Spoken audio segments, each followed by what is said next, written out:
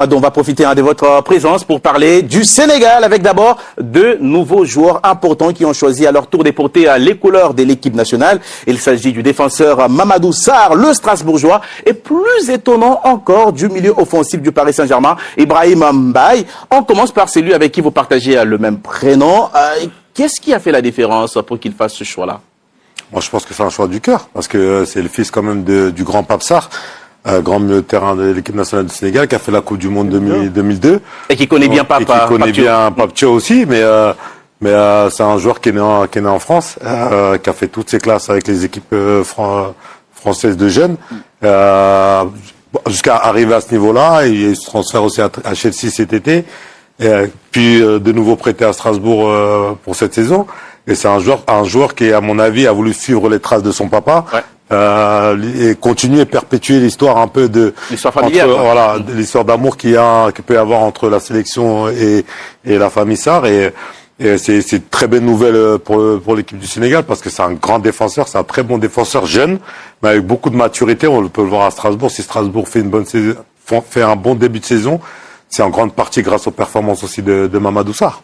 On se penche maintenant sur l'autre choix fort, le Parisien Ibrahim Mbaye, qui a joué 17 minutes dimanche dernier à Lyon, lors de la victoire 3-2 du Paris Saint-Germain en championnat. Nabil, est-ce que c'est le cas qui vous a le plus surpris, où vous trouvez son choix logique? C'est un cas surprenant, parce qu'il est quand même dans un top club. Il était quand même référencé dans les catégories jeunes françaises. C'est tout un symbole. Jusqu'à présent, en règle générale, les joueurs attendent d'aller presque à la fin de la catégorie espoir. Gouiri, Habib Diarra, d'autres. Mais aussi jeune, le seul précédent, c'est Badradine Bouanani, l'Algérien, qui à 18 ans a choisi la sélection algérienne et qui joue aujourd'hui du côté de Stuttgart. Moi, je me suis un peu renseigné. Bon, pour lui, c'est un choix naturel. De toute façon, il en parlait depuis un moment. Il avait envie de jouer avec le Sénégal. Donc déjà, c'est une bonne chose. Ça veut dire que c'est, comme l'a dit Mamadou, un choix du cœur. Mais ça veut dire aussi autre chose. Ça veut dire que le Sénégal, le Maroc ou d'autres, ce sont aujourd'hui des alternatives très crédibles pour des binationaux en Europe. Bonjour à toutes et à tous. Le foot sénégalais est en pleine ébullition en ce moment. Un match amical important qui se prépare, là, le 15 novembre à Londres. Sénégal contre le Brésil, quand même. Et au-delà de cette affiche, ce qui retient l'attention, ce sont deux nouveaux noms dans la liste de Pape Thiaw, Mamadou Sarr et Ibrahim Mbaye. Première convocation pour eux chez les Lions de la Teranga. Alors aujourd'hui, on va essayer de décortiquer un peu ces sélections. Qu'est-ce qui les motive? Quelle signification donner à ces choix? Surtout pour Mamadou Sarr, dont le nom, il résonne particulièrement au Sénégal. Et pour ça, on va s'appuyer sur les mots d'une figure emblématique, Mamadou Niang, l'ancien capitaine des Lions. Il s'est exprimé dans l'émission Talents d'Afrique sur Canal+ Sport, et son analyse, elle est très intéressante. Et l'idée, c'est de comprendre ensemble ce qui se cache derrière ces appels, notamment celui de Sarr, et ce que nous dit Mamadou Niang. Alors, allons-y, creusons un peu tout ça. Donc, pour résumer le contexte, Sarr et Mbaye. Première sélection, et pas pour n'importe quel match, face au Brésil, à Londres. C'est une sacrée vitrine. Forcément, ça fait parler, surtout en France, où Mamadou Sarr a joué dans toutes les équipes de jeunes. Ça pose d'emblée la question du choix de nationalité sportive, non ? Ah bah oui, tout à fait. Et c'est toujours un point délicat et intéressant quand on parle des joueurs binationaux. Le fait que Sarr ait porté le maillot bleu chez les jeunes, ça rend sa décision de rejoindre le Sénégal particulièrement significative. On sort de la simple analyse technique du joueur, là. On touche des aspects beaucoup plus personnels, identitaires, culturels même. C'est jamais une décision anodine pour un jeune joueur, surtout quand l'autre option, c'est la France, championne du monde, une place forte du foot mondial. Et c'est justement là que ce que dit Mamadou Niang est précieux. Il connaît ce contexte, ses choix cornéliens.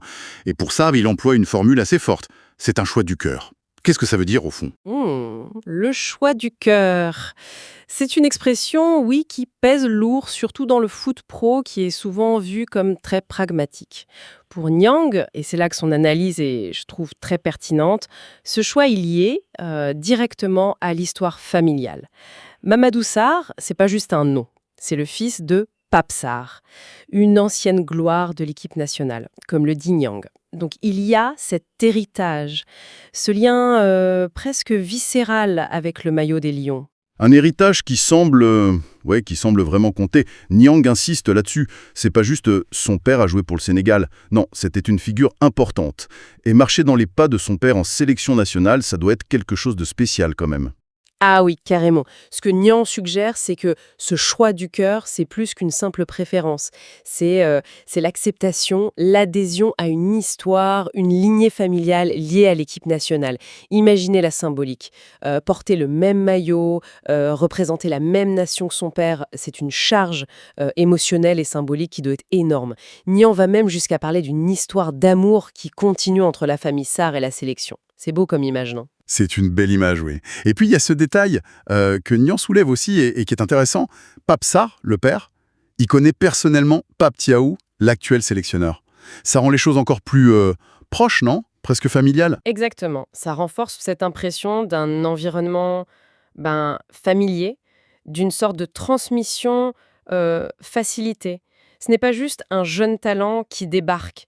C'est le fils d'une ancienne gloire et en plus, il est connu du coach actuel. Alors attention, ça ne veut pas dire que la sélection est liée à ça, mais ça tisse un lien de plus. Ça ancre le joueur encore davantage dans l'histoire et le présent de cette équipe. Ça peut aider à l'intégration, c'est sûr, mais ça peut aussi ajouter une certaine pression, paradoxalement. Oui, cette pression de l'héritage, c'est un aspect vraiment fascinant. Mais Niang, il ne s'arrête pas juste à ça. Ce n'est pas que la belle histoire familiale. Non, non, et c'est ça qui rend son analyse crédible et bien équilibrée, je trouve. Niang se limite pas au symbole, à l'émotion. Il valide aussi ce choix sur le plan sportif, purement sportif.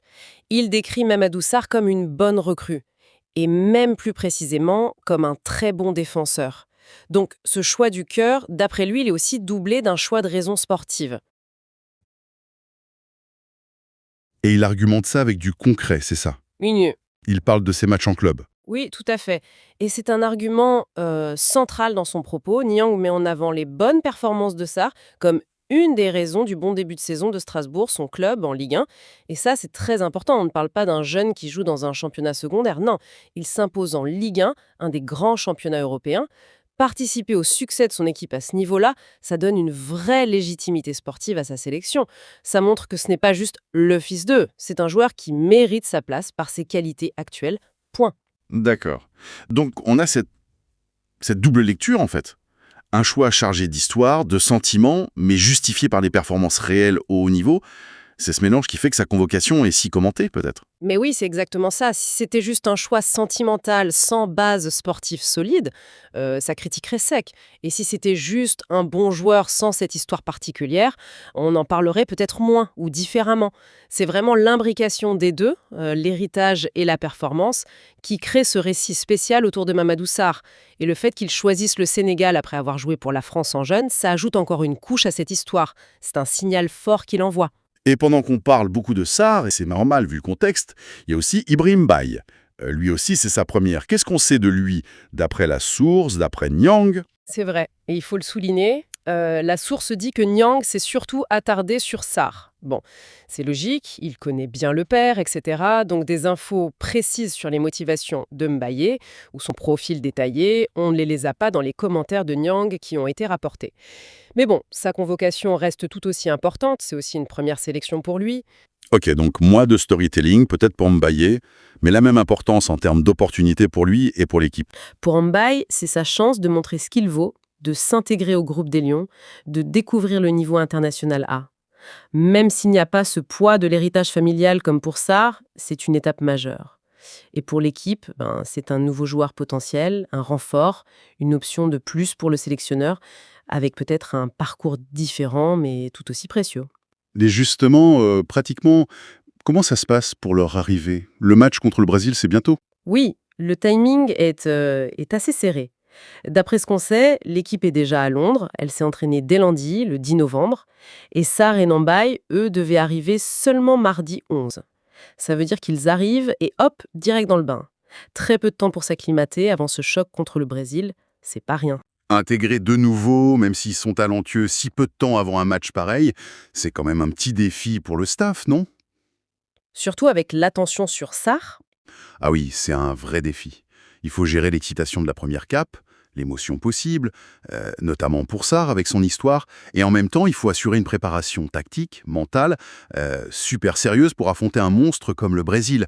L'encadrement doit trouver le juste milieu pour que les nouveaux se sentent bien accueillis, en confiance, mais sans relâcher la concentration et l'exigence. La dynamique du groupe, elle est cruciale dans ces moments-là. Comment les cadres vont les accueillir? Comment ils vont s'adapter vite au jeu? Ce sont des questions importantes à quelques jours du match. Ok, donc si on essaie de résumer un peu tout ça, on a 2 jeunes joueurs.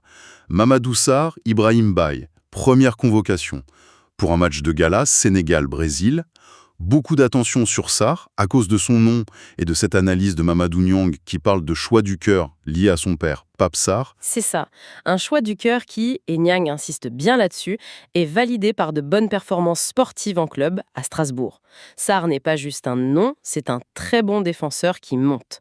Et à côté, Ibrahim Baye vit aussi ce moment clé de sa première sélection, même si on a moins de détails sur son parcours via notre source. Et leur arrivée un peu tardive, juste avant le match, s'ajoute un petit côté urgent, un défi d'intégration rapide pour le groupe. C'est bien ça, hein? Parfaitement résumé.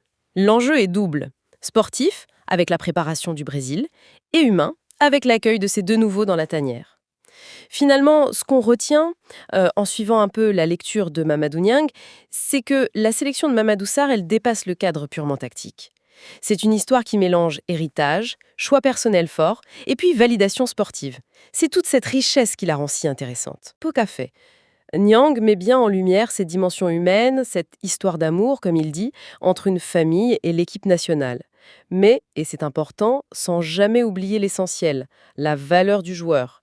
Il redit bien que Sarr a le potentiel pour apporter à la défense sénégalaise, grâce à ce qu'il montre en club.